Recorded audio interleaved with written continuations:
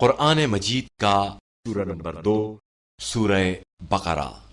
بسم اللہ الرحمن الرحیم۔ شروع نام سے اللہ کے جو بڑا مہربان نہایت رحم کرنے والا ہے۔ یا ایہا الذین آمنوا اذا تداینتم بدین الی اجل مسمى فاکتبوه وَلْيَكْتُبْ بَيْنَكُمْ كَاتِبٌ بِالْعَدْلِ وَلَا يَأْبَ كَاتِبٌ أَنْ يَكْتُبَ كَمَا عَلَّمَهُ اللَّهُ فَلْيَكْتُبْ وَلْيُمْلِلِ الَّذِي عَلَيْهِ الْحَقُّ وَلْيَتَّقِ اللَّهَ رَبَّهُ وَلَا يَبْخَسْ مِنْهُ شَيْئًا فَإِن كَانَ الَّذِي عَلَيْهِ الْحَقُّ سَفِيهًا أَوْ ضَعِيفًا أَوْ لَا يَسْتَطِيعُ أَن يُمِلَّ فَلْيُمْلِلْ وَلِيُّهُ بِالْعَدْلِ وَاسْتَشْهِدُوا شَهِيدَيْنِ مِن رِّجَالِكُمْ فَإِن لَّمْ يَكُونَا رَجُلَيْنِ فَرَجُلٌ وَامْرَأَتَانِ مِمَّن ترضون من الشهداء أن تضل إحداهما فتذكر إحداهما الأخرى ولا يأبى الشهداء إذا ما دعوا ولا تسأموا أن تكتبوه صغيرا أو كبيرا إلى أجله ذلكم أقسط عند الله وأقوم للشهادة وأدنى ألا ترتابوا إلا أن تكون تجارة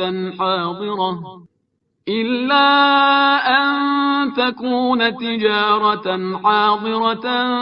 تديرونها بينكم فليس عليكم جناح ألا تكتبوها وَأَشْهِدُوا إِذَا تَبَايَعْتُمْ وَلَا يُضَارَّ كَاتِبٌ وَلَا شَهِيدٌ وَإِن تَفْعَلُوا فَإِنَّهُ فُسُوقٌ بِكُمْ وَاتَّقُوا اللَّهَ وَيُعَلِّمُكُمُ اللَّهُ وَاللَّهُ بِكُلِّ شَيْءٍ عَلِيمٌ۔ ایمان والو،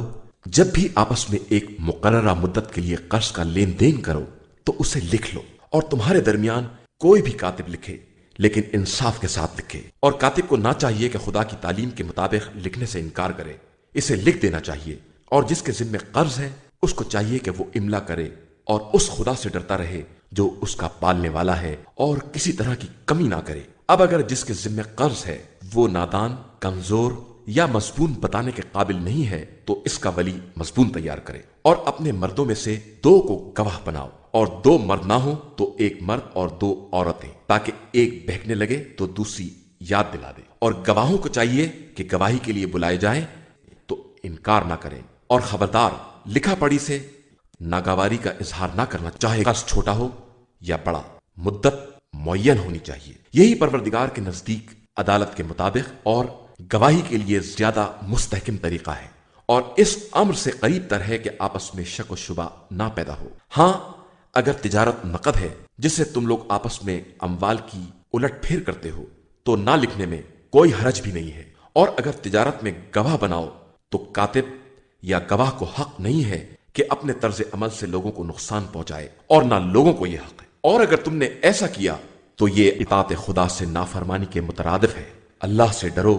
کہ اللہ ہر شے کا جاننے والا ہے۔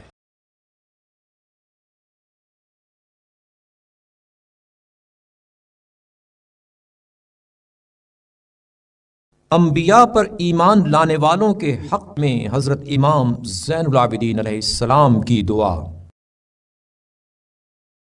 شروع نام سے اللہ کے جو بڑا مہربان نہایت رحم کرنے والا ہے۔ اے اللہ، تو اہل زمین میں سے رسولوں کی پیروی کرنے والوں اور ان مومنین کو اپنی مغفرت اور خوشنودی کے ساتھ یاد فرما جو غیب کی روح سے ان پر ایمان لائے، اس وقت کے جب دشمن ان کے جھٹلانے کے درپے تھے، اور اس وقت کے جب وہ ایمان کی حقیقتوں کی روشنی میں ان کے ظہور کے مشتاق تھے۔ ہر اس دور اور ہر اس زمانے میں جس میں تو نے کوئی رسول بھیجا اور اس وقت کے لوگوں کے لیے کوئی رہنما مقرر کیا، حضرت آدم علیہ السلام کے وقت سے لے کر حضرت محمد صلی اللہ علیہ وآلہ وسلم کے عہد تک جو ہدایت کے پیشوا اور صاحبان تقوی کے سربراہ تھے، ان سب پر سلام ہو۔